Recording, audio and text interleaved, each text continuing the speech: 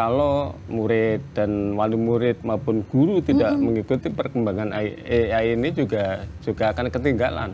Karena sekarang era gadget dan lain sebagainya, anak-anak sudah main HP, tapi belum misalkan nggak menyelesaikan perkembangan itu, ya saya kira sulit sekali. Jadi perkembangan zaman itu sudah luar biasa, makanya yang penting guru harus bisa mengikuti itu. Jangan sampai nanti mohon maaf muridnya sudah sampai mana-mana tapi gurunya baru belajar. Makanya ini ada connecting antara rumah dan sekolah. Sekolah tanggung jawab guru, ada kepala sekolah, ada wali kelas, ada guru bimbingan konseling. Di rumah itu ya kita orang tua kita. Jangan sampai lepas sama sekali. Jadi hatinya mulia, dia cerdas. Hatinya mulia, kalau nggak cerdas ya percuma saja. Jadi merupakan bagian yang tidak terpisahkan dalam dunia pendidikan kita. Ya, luar biasa.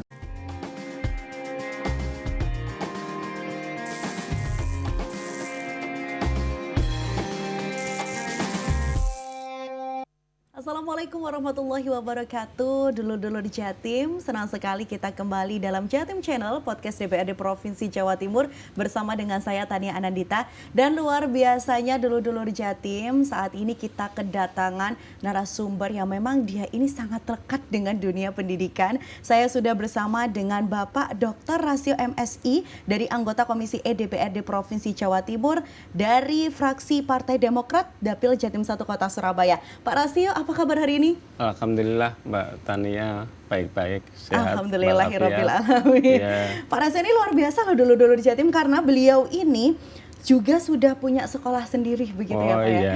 Iya, Boleh ceritakan sedikit ini sekolahnya ada di mana nih Pak Rasio? Jadi saya punya sekolah, itu karya dari istri saya dulu, kemudian kita bina dengan baik. Di sana ada sekolah terintegrasi. Antara PAUD itu adalah tempat penitipan anak, kemudian playgroup, kemudian taman kanak-kanak, dan SD, SMP. Sampai SMP Mbak Tania, jumlah muridnya kurang lebih 700. Jadi cukup lumayan, cukup ramai, hanya tempatnya sekolah itu di daerah perumahan. Oke, ya. Nah selain itu dulu-dulu di Jatim, Pak Rasio ini juga mantan Kepala Dinas Pendidikan Provinsi Jawa Timur, sekaligus pernah menjabat sebagai Sekda Provinsi Jawa Timur. Ini luar biasa sekali ya, berarti memang benar-benar paham betul tentang dunia pendidikan, karena Pak Rasio dan juga dulu-dulu di Jatim ini sesuai sekali dengan tema kita, topik yang akan kita bahas terkait dengan plus minus kecerdasan buatan dalam dunia pendidikan begitu. Pak Rasio, sebelum kita masuk dalam ya, kalau Pak Rasio sendiri melihat AI, saya bilang artificial intelligence atau kecerdasan buatan saat ini itu seperti apa Pak? Jadi begini, AI itu tentu penting, tetapi tergantung dari kita yang menggunakan alat itu. Makanya ini harus hati-hati. Kalau murid dan wali murid maupun guru tidak mengikuti perkembangan AI ini juga akan ketinggalan. Karena sekarang era gadget dan lain sebagainya, anak-anak sudah main HP, tapi belum misalkan nggak menyelesaikan perkembangan itu, ya saya kira sulit sekali. Dan perlu diketahui Mbak Tania, sekolah-sekolah sudah dikirim AI itu. Dalam bentuk apa itu Pak? Dalam bentuk seperti papan tulis itu, ukurannya 176 kali 1 meter, ya kira-kira sebesar itu papan tulis itu. Kemudian model pembelajarannya nanti juga harus guru belajar secara optimal, karena kalau nggak mau belajar juga sulit sekali. Karena AI ini kan bagaimana menjelaskan kepada siswa agar siswa memahami dengan baik, karena menggunakan peraga yang konkret, yang jelas gitu ya. Misalkan masalah luas lingkaran, menjelaskan lingkaran itu di lingkaran betul. Kemudian arti luas itu seperti apa. Kalau misalkan jari-jarinya 7, luasnya berapa, itu dijelaskan oleh gurunya. Makanya kalau gurunya tidak mempersiapkan dengan bagus, saya kira juga akan kesulitan. Tapi kalau dari Pak Rasio sendiri melihat guru yang saat ini ada di Jawa Timur utamanya ya, apakah mereka sudah siap dengan alat yang diberikan itu Pak Rasio? Ya, karena ada alat harus belajar. Alat kan sudah dikirim ke masing-masing sekolah. Di sekolah saya ini SD dikasih 2, SMA 2, SMP 2. Izin Pak, berarti bukan semua kelas begitu ya, hanya untuk beberapa saja. Jadi ya? itu nanti harus ditempatkan di tempat tertentu pada saat proses belajar mengajar, anaknya yang pindah ke tempat itu. Jadi sudah ditata dengan rapi, karena kalau masing-masing kelas harganya itu mahal, Pak. Satu Mbak Tania, satu alat itu sampai 80 juta rupiah. Makanya ini juga merupakan perkembangan yang luar biasa bagi dunia pendidikan. Untuk itu gurunya memang harus siap. Memang guru di Jawa Timur ini kan juga menyebar ke masing-masing daerah seluruh Jawa Timur. Kalau yang di kota mungkin nggak ada masalah, tetapi yang di pinggiran kota, misalkan di, mohon maaf, Pacitan, yang Lorok dan lain sebagainya itu kan sulit. Belum ada misalkan atau aliran listrik dan lain sebagainya. Ini yang perlu diperhatikan oleh masing-masing daerah tersebut. Dan Pak Rasio, ketika sudah diberikan alat ini sebenarnya arahnya ini untuk apa, Pak? Si alat AI ini? Iya, pembelajaran dalam tentunya mendukung alat peraga. Alat peraga itu alat bantu untuk menjelaskan. Kalau AI saja, Mbak, misalkan X kuadrat min 4 sama dengan 0. Nah, X-nya langsung plus minus 2. Tapi plus minus 2 itu asalnya dari mana? Iya, dijelaskan oleh AI itu.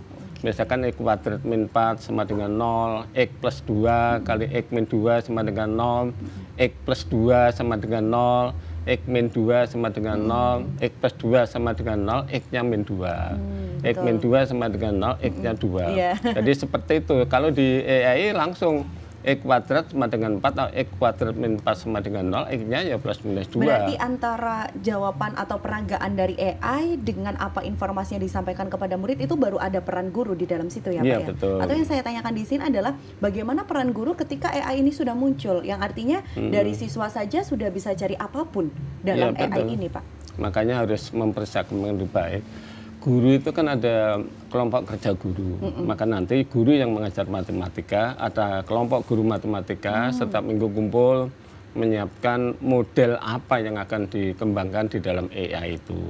Jadi satu kelompok, misalkan di kabupaten itu kan ada beberapa sekolah SMP dikumpulkan, ada beberapa jumlah lembaga SMA dikumpulkan di situ. Gurunya kan ada guru matematika kan khusus. Kumpul yang namanya kelompok kerja guru. Kemudian kepala sekolahnya dalam rangka mengevaluasi apa yang dilakukan guru juga ada perkumpulan. Namanya kelompok kerja kepala sekolah dan lain sebagainya. Sehingga intinya para guru harus mempersiapkan dengan baik, jangan sampai nanti mohon maaf ya kalah dengan siswa. Siswa sekarang lebih canggih karena AI itu di-download dari Google, tapi bisa guru menciptakan sendiri. Saya kira yang bagus yang menciptakan sendiri, dia menguasai materi sesuai dengan kurikulum mata pelajaran yang diajar, pada sampai bab mana, misalkan itu yang harus dijelaskan pada siswa. Apakah tidak ada kekhawatiran kalau peran guru ini bisa tergantikan dengan AI ya, Pak? Ya, kalau gurunya nggak aktif, bisa juga terjadi itu, tetapi saya menjamin tidak seperti itu, karena guru kan juga segala-galanya. Kalau guru nggak siap, tentu dia akan malu gimana cara mengejarkan AI di depan kelas. Makanya ada kelompok kerja guru, kumpul dulu, membicarakan topik apa yang diajarkan pada minggu ini, kemudian mata pelajaran apa, topiknya apa, kemudian topiknya itu dibahas oleh guru-guru itu, kan ada ketua kelompok gurunya, guru mata pelajaran matematika. Misalkan bahasa Inggris ada kelompok guru bahasa Inggris, ketuanya ada. Dan ada juga kepala sekolah ada kumpulan kepala sekolah, kelompok kerja kepala sekolah. Kepala sekolah memantau terkait kebijakan, tapi kalau gurunya secara teknis nanti akan menyampaikan materi ajar itu kepada siswa. Kelompok itu dalam bentuk pelatihan atau hanya untuk evaluasi saja, Pak Rasio sebenarnya? Pelatihan biasanya menyiapkan teknis, misalkan hari ini atau minggu depan masalah lingkaran, nah, kan harus menyusun. Berarti dianalisa satu persatu begitu ya, Pak? Menyusun mata pelajaran. Jadi bab apa yang akan diajarkan itu disiapkan dulu oleh guru, yang dihimpun oleh kelompok kerja guru itu, materinya dirunding di situ, kemudian materi ajarnya seperti apa, alat peraganya nanti seperti apa, ya itu disiapkan. Kemudian pada minggu berikutnya tinggal praktek mengajar pada siswa. Saya yakin kalau itu dilakukan secara terus-menerus, saya kira sangat bagus. Jadi guru se-Kabupaten Gresik yang SMP, ada kelompok kerja guru, misalkan matematika dan lain sebagainya. Saya kira bagus. Memang kalau guru tidak kompak, tidak ada kelompok kerja guru, tidak menyiapkan materi pembelajaran pada saat itu juga sulit sekali. Kalau sejauh ini dari Pak Rasio sebagai anggota Dewan gitu ya, melihat guru-guru yang ada di Jawa Timur, kalau kita bilang skornya Pak, dari Pak Rasio sendiri, dari angka 1 sampai 10, skor mereka untuk berani menghadapi AI ini di angka berapa Pak? Saya kira angka 7. Iya, sekarang ini nggak ada guru misalkan tidak memahami wawasan IT. Kadang-kadang wali murid aja masalah kalau dengan wali muridnya gitu ya. Wali murid sekarang udah canggih, semua menggunakan HP. Betul. Muridnya juga. Saya punya sekolah Mbak Tania. Di sekolah saya itu murid sudah saya perkenalkan untuk bawa HP. Tetapi dalam rangka mendukung proses belajar mengajar. Kemudian nanti gurunya juga begitu, ada AI, ada papan tulis AI itu, kemudian nanti dipadukan di situ, ya kita saling belajar lah. Kalau memang ada murid yang pinter, ya misalkan ditanya bagaimana adik-adik kalau masalah lingkaran atau masalah yang lainnya, persamaan kuadrat, atau misalkan katanya dengan trigonometri dan lain sebagainya. Jadi ditanyakan, sehingga anak-anak yang pinter ya memang bisa karena download Mbak. Jadi download, tapi di dalam download itu dia hanya jalannya itu nggak dijelaskan di situ. Katakan tadi ya luas lingkaran, jari-jarian 7 ya luas lingkaran jarian 7 ya 22 pi r kuadrat, hanya gitu aja. Jadi 22 per 7 kali 7 kali 7 154. Tapi asalnya itu dari mana? Guru menjelaskan. Anak-anak misalkan saya uraikan asalnya mencari luas lingkaran itu yang mana, misalkan meja ini luas ini semuanya ini.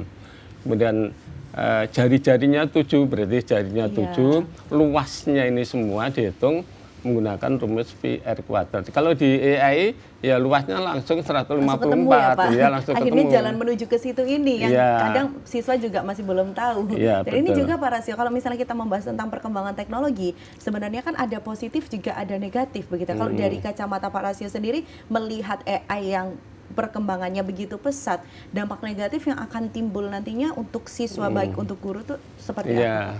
Kita nggak usah ragu-ragu dan nggak usah takut. Perkembangannya masih ada, dampaknya pasti ada. Makanya perannya guru harus optimal. Jangan sampai nanti pembelajaran AI kemudian gurunya nggak masuk, lantas anak-anak dibiarkan di situ bisa mengoperasionalkan sendiri, Pak. Kadang-kadang yang di-install bukan AI tapi TikTok. Padahal TikTok, mohon maaf Mbak Tania, kan juga itu ada yang bagus, ada yang nggak baik, kadang-kadang mohon maaf ada orang perempuan dan lain sebagainya.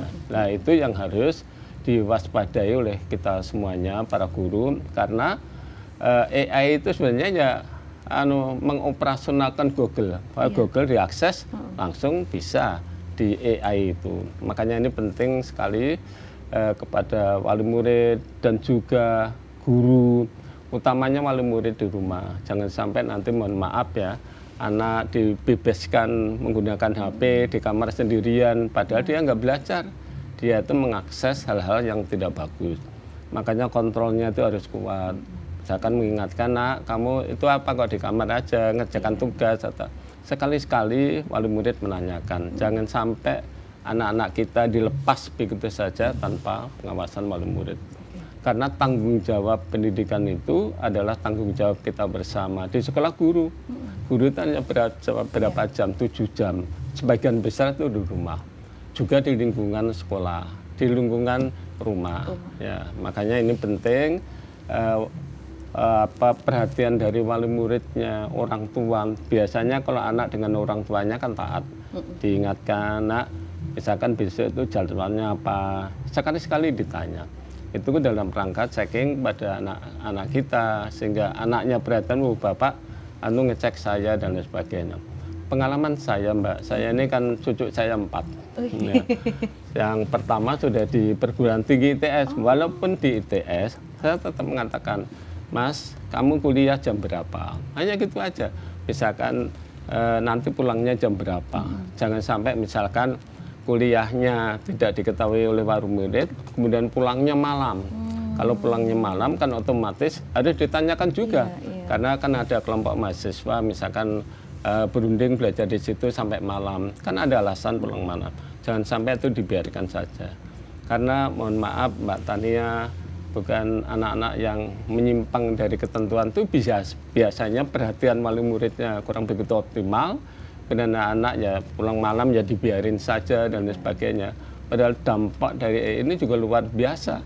Makanya ini menjadi perhatian secara sungguh-sungguh dari para wali murid. Ini juga Pak, kalau misalnya saya setuju ya dengan apa yang disampaikan oleh Pak Rasio, kalau AI ini salah satu hal yang mungkin tidak bisa dilakukan adalah tentang kedisiplinan, kemudian adab budi pekerti yang tidak ada di dalam AI. Nah ini kemudian dengan kemajuan AI, gimana caranya siswa masih tetap bisa melakukan berbagai pemahaman tentang adab dan juga budi pekerti? Makanya itu penting Mbak Tania ya. Pendidikan itu sebenarnya yang penting dulu adalah peningkatan iman dan takwa kepada Allah Subhanahu wa Ta'ala. Yang digarap itu hatinya. Hatinya itu menggarap dengan apa ya? Dengan pelajaran agama. Makanya sekolah-sekolah sekarang ditambah kurikulum baru, misalkan kurikulum madrasah diniyah, agamanya itu ditambah jam pelajarannya. Karena di dalam kurikulum yang sekarang ini pelajaran agamanya 2 jam.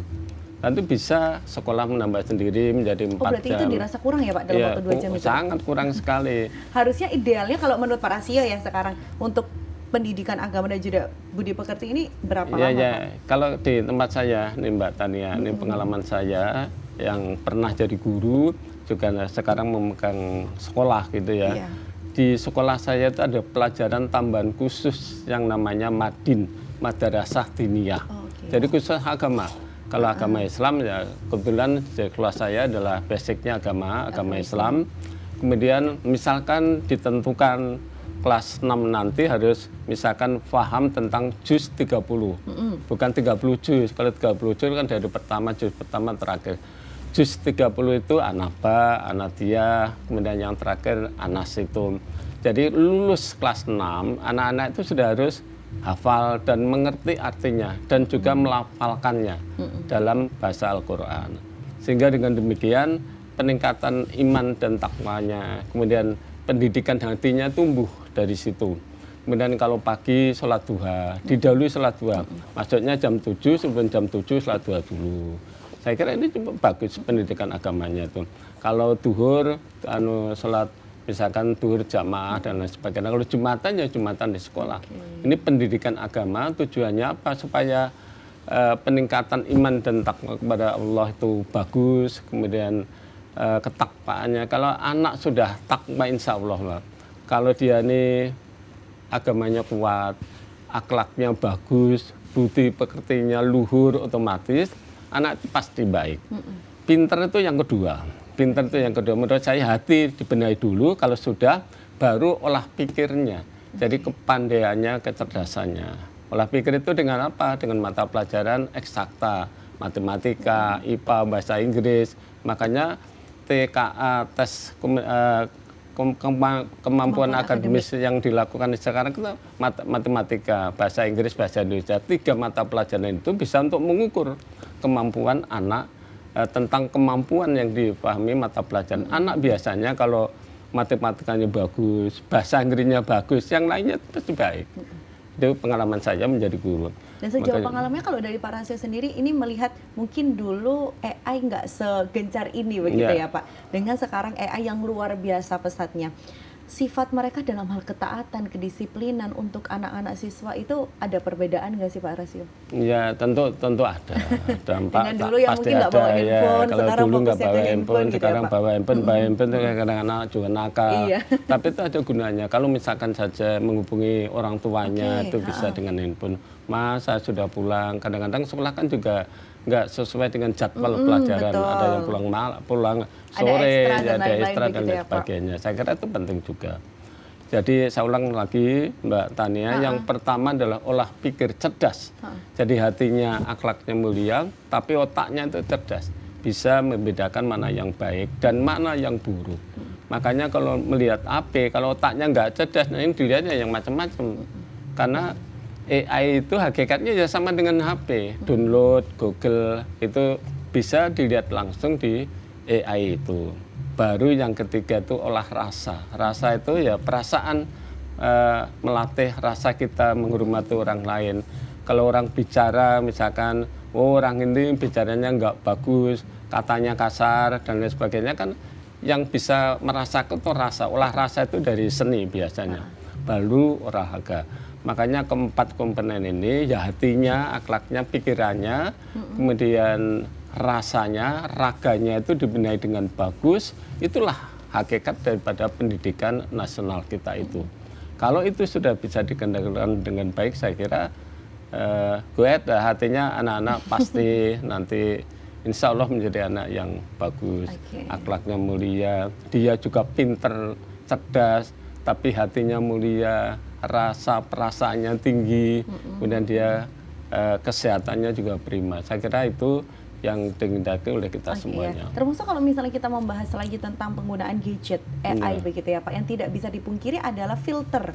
Kalau anak-anak mungkin yang dilihat di situ ya itu gitu kan yang masuk di kepala mereka, termasuk dengan mungkin ada diskriminasi ras tertentu, kemudian ada berita hoax yang bahkan orang dewasa saja masih belum tahu cara filternya. Apakah ini tidak kemudian menjadi sesuatu yang berbahaya juga Pak untuk anak-anak? Mungkin itu adalah komdigi, artinya komunikasi digital. Itu pusat yang punya kewenangan, artinya akses itu, tapi namanya AI kan internasional, artinya nggak bisa dibatasi, tapi paling tidak dicegah lah. Kalau misalkan nanti masalah AI untuk Indonesia menggunakan saluran ini dan lain sebagainya, sehingga kalau menyimpang dari itu secara otomatis tidak bisa diakses dan lain sebagainya. Tentu kerjasama yang baik antara Kementerian Pendidikan Dasar dan Menengah dan Dinas Pendidikan Kabupaten Kota maupun Provinsi seluruh Indonesia. Karena kalau Komdigi itu mengaksesnya itu sulit, kan juga nggak bisa diakses. Sebenarnya masalahnya kena akses. Jadi ini yang perlu pemahaman kita bersama, sehingga nanti Kementerian Pendidikan Dasar yang sudah meluncurkan alatnya ini harus apa pencegahannya, jangan sampai nanti anak juga lost melihat itu. Saya sendiri Mbak Tania, kalau melihat TikTok TikTok itu ya sudah tuh hampir 1 jam nih. Coba bayangkan. Nggak terasa ya. Belajarnya nggak 1 jam sudah ngantuk ya. Tapi kalau lihat TikTok nggak ngantuk. Nah, seperti itulah pengawasan dari orang tua. Harus sering misalkan menanyakan apa yang dilakukan oleh anak-anaknya yang kita cintai bersama, jangan sampai nanti kecolongan itu. Ya lebih baik kita nanya setiap hari dan sebagainya. Nah, apa kamu sudah misalkan mempersiapkan untuk mata pelajaran besok? Tanya gitu aja sudah bagus. Dan mungkin kalau misalnya di sekolah ataupun di rumah ya Pak ya, salah satu yang ada di kepala saya adalah ketika anak-anak ini sudah berhadapan dengan gadget, AI, mereka fokusnya adalah dengan gawainya mereka, bukan dengan pembelajaran atau sesuatu yang disampaikan oleh Dewan Guru begitu ya. Ini bagaimana kira-kira yang harus dilakukan Pak? Tapi sebelum itu kita boleh minum dulu Pak Rasio, karena ini pasti jawabannya akan panjang kan, menyangkut anak-anak dan pola yang harus dilakukan oleh orang tua dan guru. Monggo Pak, kita minum sebentar.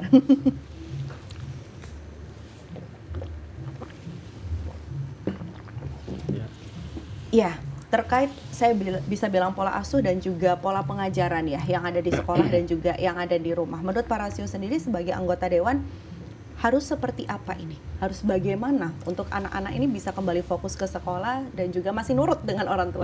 Makanya tadi saya katakan tanggung jawab pendidikan itu adalah tanggung jawab kita bersama. Jangan kalau di sekolah sudah diserahkan pada guru, enggak. Ya tanggung jawab di sekolah guru, tapi di rumah itu ya orang tua.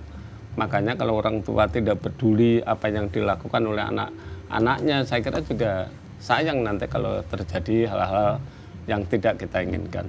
Makanya tadi saya katakan Mbak Tania ya, di rumah setidak-tidaknya wali murid itu yang ngecek lah apa yang dilakukan anaknya. Main gadget, misalkan main HP di kamar, jadi diingatkan, nak ini mata pelajaran apa untuk besok. Saya kira itu sudah luar biasa. Kalau terlalu juga nggak bagus ya, tapi kalau dibiarkan juga bahaya. Namanya anak kalau di kamar ya sudah di kamar gitu ya. Dan anak-anak sekarang biasanya ya makanya guru kalau perlu ya memberikan tugas, tetapi jangan terlalu memberatkan. Tugas yang misalkan download di rumah, tapi nanti dilaporkan misalkan di sekolah. Dengan cara itu kan anak-anak nanti latihan. Coba kami tugasi untuk belajar tari remo. Ya, tari remo itu kalau di download ya ada tari remo. Misalkan bagaimana gerakan tangan, gerakan kaki, gerakan kepala. Coba besok praktekkan misalkan gerakan tangan, gerakan kaki, dan kepala. Kemudian kalau sudah praktekkan secara utuh tari remo itu.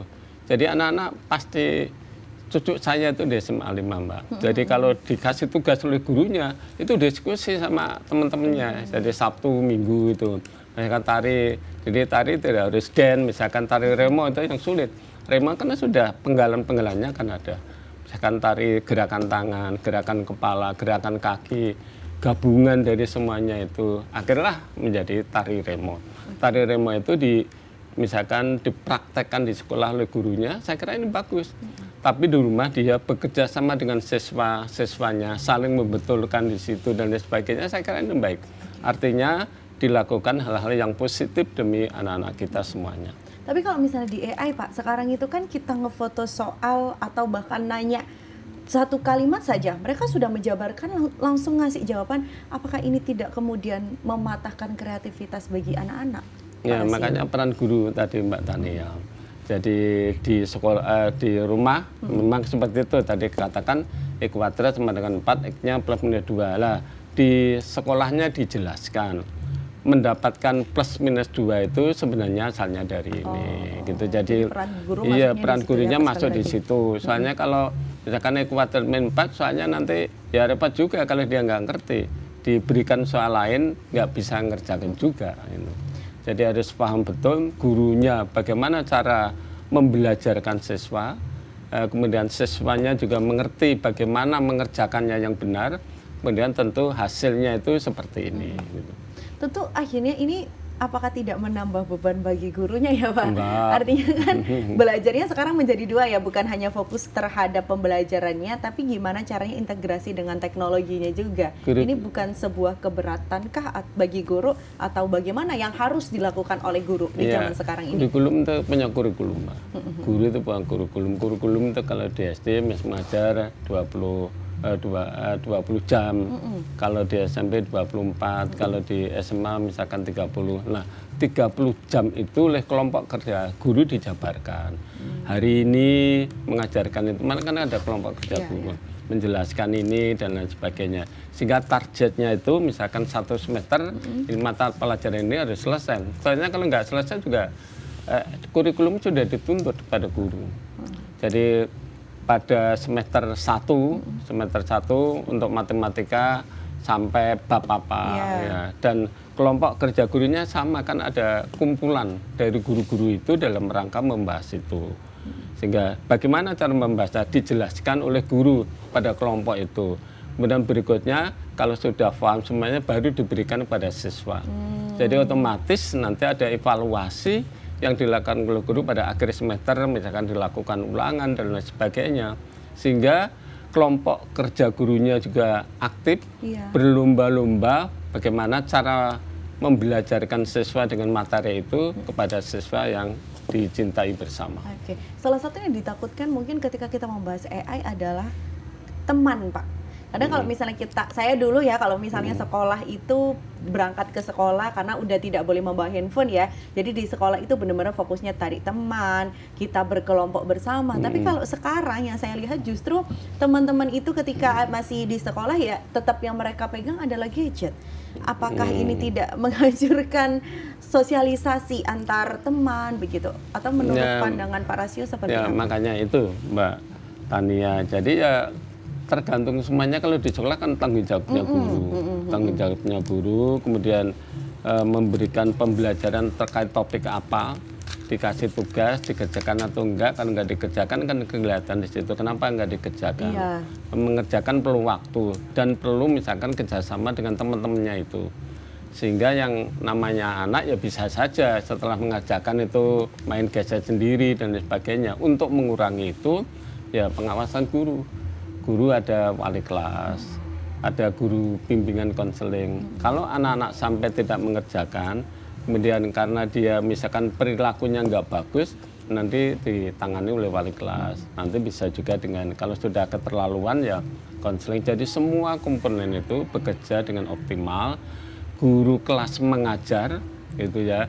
Kalau ada anak, mohon maaf, agak nakal, bukan nakal ya, kita tidak mengerjakan tugas, mungkin wali kelasnya akan lebih tahu, karena wali kelasnya kan apal kelasnya, apal kelas nama-nama anak di dalam kelas. Kemudian kalau masih terlalu nakal, serahkan pada guru bimbingan konseling.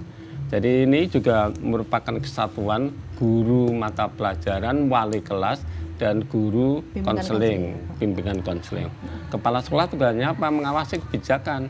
Ada kebijakan ini kemudian dilakukan atau enggak dan lain sebagainya. Ya. Dan kalau kita membahas lagi tentang teknologi AI, yang saya tahu juga Pak ya, di setiap tempat itu pasti memiliki perkembangan yang berbeda-beda. Seperti yang disampaikan oleh Pak Rasio tadi, mungkin di kota anak-anak sudah paham betul cara penggunaan AI, dari ChatGPT juga begitu ya. Tapi kalau kita melipir sedikit saja ke daerah pedesaan, mereka belum tentu ini paham tentang cara penggunaannya. Apakah tidak terkhawatirkan kalau misalnya ada ketimpangan di situ, Pak? Ya, kebijakan itu yang penting dilakukan dulu, kemudian nanti dievaluasi. Biasanya Pak Prabowo, mohon maaf Mbak Tania, kebijakan apa? Sekolah rakyat, ya sudah lakukan dulu. Kalau ada kelemahan kita evaluasi. Kalau menunggu sekolah rakyat itu semua dilakukan, waktunya habis. Karena Presiden sendiri masa jabatannya kan 5 tahun, belum 5 tahun nggak selesai habis. Sama dengan guru. Guru ini kan ada kewenangan kabupaten kota. Kewenangan siapa? Bupati. Bupati punya kepala dinas pendidikan di kabupaten kota. Itu yang tanggung jawab secara teknis. Makanya nanti dia yang mengevaluasi. Jadi yang tahu teknis itu ya kepala dinas itu. Mengumpulkan misalkan kepala dinas kecamatan. Kecamatan kan sudah lingkupnya kecil. Kemudian tolong dievaluasi tentang pembelajaran AI. Yang di provinsi tanggung jawabnya SMA SMK. Kepala Dinas Pendidikan Provinsi punya cabang dinas di kabupaten kota. Makanya kabupaten kota dilihat.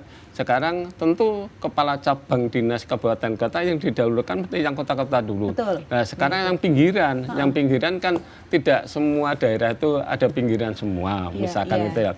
Yang pinggiran bagaimana? Lah itu dia yang tahu. Jadi dia yang tahu. Makanya nanti kebijakan yang terpinggirkan sekolah yang itu tentu tanggung jawab dari kepala dinas pendidikannya yang tahu teknis. Makanya ini kepala dinasnya di provinsi mengevaluasi apakah ini sudah dilakukan. Katakan misalkan di Madura kelompok kepulauan kan jauh. Gimana itu? Nah, tanya aja kepada cabang dinas, gimana ini sudah dilakukan atau belum? Sudah ada alat peraga untuk AI atau belum? Nah, gitu caranya, Mbak. Soalnya kalau kepala dinasnya sendiri juga sulit. Tetapi kebijakan secara makro sudah harus dilakukan. Tentu yang ada aksesnya listrik, kemudian ada wifi-nya dan lain sebagainya. Kadang-kadang kalau naik gunung sedikit aja wifi kan nggak ada. Tapi bukan berarti nggak jalan, tetap harus jalan. Dan lain sebagainya. Makanya itu kesinambungan antara dinas provinsinya, kabupaten kota, kemudian di dinas pendidikan kabupaten kota dengan dinas kecamatan kabupaten kota seluruh Jawa Timur. Kalau sejauh ini dari pemerintah provinsi sendiri upaya untuk menyamaratakan berbagai ketidakseimbangan itu tadi, upaya apa yang sudah dilakukan? Iya, kalau yang dulu kan sudah dilakukan waktu zamannya Menteri yang dulu dengan pembelajaran online biasanya online. Biasanya yang dibantu itu masalah misalkan listrik, wifi gitu internet, ya. Internet. Makanya ini yang tahu persis kan daerah, Mbak. Jadi kalau di provinsi harus misalkan kalau provinsi saya kira nggak terlalu sulit, utamanya di Surabaya. Kalau sudah bicara misalkan di Pacitan itu sudah agak yang pelosok-pelosok itu juga mengalami sulit. Nah, yang tahu persis ya kepala dinas pendidikan yang ada di situ. Makanya nanti dia harus laporannya ke provinsi tentu akan mencarikan solusinya. Dan Pak Rasio, kita kembali tentang ChatGPT.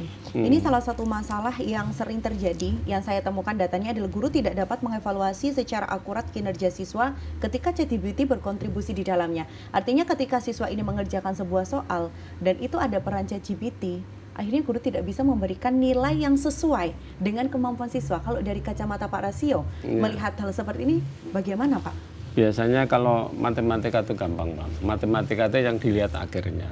Misalkan, mohon maaf ya, jari-jari lingkaran 7. Luas lingkarannya 154. Ya 154 itu dilihat. Oh ini 154 betul. Kemudian caranya gimana? Apa dia hanya nulis 154 atau mungkin dijabarkan luas lingkaran VR kuadrat 22 per 7 kali 7 kali 7 lah. Itu berarti yang nilainya sempurna, 100 tapi sempurna. Kalau yang langsung hasilnya tuh jangan-jangan dia nyontek dan lain sebagainya. Kadang-kadang di BA aja kan sudah bisa. Kalau R-nya itu 7, luasnya 154. Nah, kalau begitu kan juga bahaya juga. Artinya anak tidak mendapatkan pemahaman tentang pengertian luas lingkaran. Yaitu harus guru tentu lebih tahu. Termasuk kalau misalnya dari SMP masuk ke SMA atau SMA masuk ke jenjang perkuliahan, kadang yang dilihat itu ada kan cuma dari nilai ya Pak. Tapi dengan integrasi ChatGPT di sini, AI di sini, justru nilai ini tidak bisa dipastikan. Nah kalau Pak Rasio sendiri melihat dengan adanya problem seperti itu, bagaimana cara menanggapinya Pak? Biasanya memang sekarang ada TKA, tes kemampuan akademis gitu ya. Memang dari nilai dulu, ya dari nilai dulu. Soalnya kalau mohon maaf, di seleksi perguruan tinggi juga ada jalur undangan, jalur tes, dan lain sebagainya. Tes akhirnya yang dilihat ya nilai. Makanya kalau nilainya sudah bagus, makanya TKA itu kan mengukur tes kemampuan. Harapannya ya anak itu menguasai. Tidak mungkin dia misalkan ngerepet, sekarang nggak bisa ngerepet gimana, nggak ada waktu untuk itu. Dia kerjakan sesuai dengan waktu yang disediakan, dan hasilnya biasanya akhir nilai itu yang dilihat. Jadi nggak bisa secara person gitu, nggak bisa. Jadi ukurannya standarnya sama, nilai hasil akhir, kemudian di jumlah itu ya, misalkan nilai matematika 9, kemudian bahasa Inggrisnya 8, terus misalkan apa itu bahasa Indonesianya 8, rata-ratanya kan 8,5. 8,5 itu ya sudah hampir mendekati 9. Itu nanti ada grade. Rata-rata 9 berapa siswa, rata-rata misalkan 9,1, rata-rata 8,5, biasanya begitu. Karena kalau sudah itu banyak siswa, nggak mungkin kita nilai satu-satu. Ya, nilai per rinciannya itu ada pada lembaga sekolah pada saat melaksanakan pembelajaran.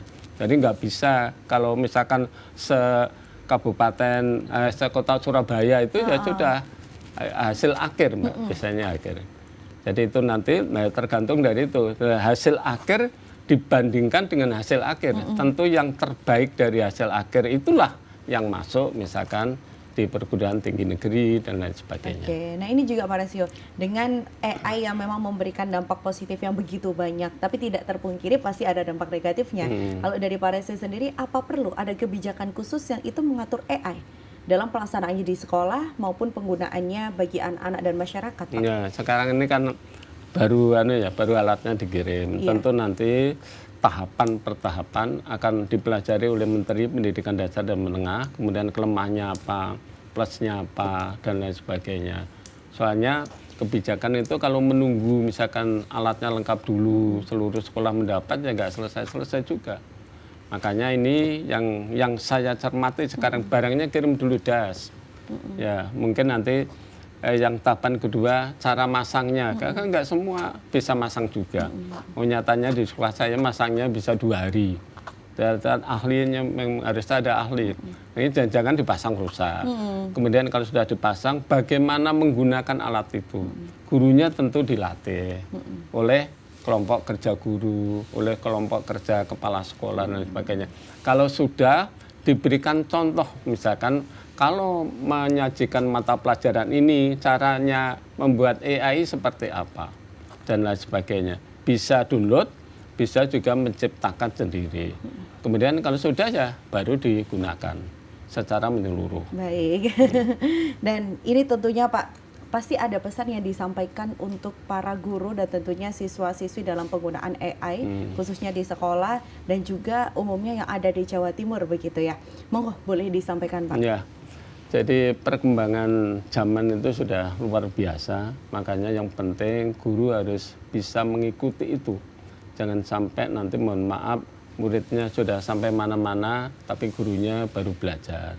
Makanya dengan adanya EI yang dikirim ke masing-masing lembaga ini di seluruh Jawa Timur, ada nanti pelatihan yang dilakukan oleh siapa ya Dinas Pendidikan. Kalau provinsi ya Dinas Pendidikan Nasional Provinsi, kalau kabupaten ya Kepala Dinas Pendidikan Kabupaten, pelatihan dulu dan lain sebagainya.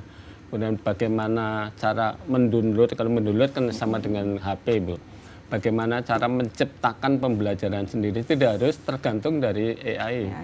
Tidak harus tergantung dari misalkan downloadan Google itu ya. Kita bisa menciptakan sendiri.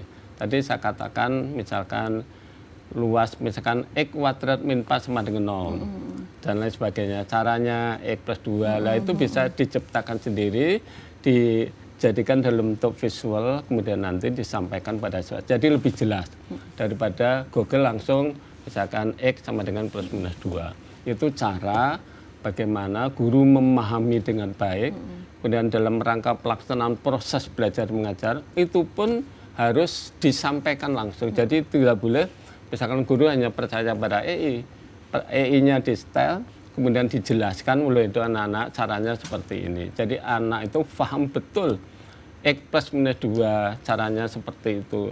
Sehingga kalau hanya langsung ya nanti sama dengan dulut ngerepek itu ya, jadi X kuadrat sama dengan X plus minus 2. Jadi artinya ya mari kita bersama, belajar bersama, karena memang hal baru tentu. Jadi sebenarnya tidak baru, lama. Ya. Justru yang baru nanti menciptakan ya EI sendiri ya dengan alat yang ada. Saya mencoba tutup kepala itu ya dengan alat tertentu. Itu sudah misalkan membuat bubut, misalkan bubut ngelas. Ngelas itu kalau biasa kan hanya itu. Kalau dengan AI itu misalkan dengan mesin, dengan komputer dan lain sebagainya. Itu yang sekolah menengah kejuruan. Jadi memang guru juga harus bisa mengoptimalkan diri, kemudian belajar sendiri, tergantung dari kelompok kerja guru. Tadi kan ada kumpulan kelompok kerja guru. Kan nggak mungkin di antara guru-guru itu misalkan nggak bisa semua, pasti ada yang pinter. Biasanya ketua kelompok gurunya itu biasanya lebih menonjol.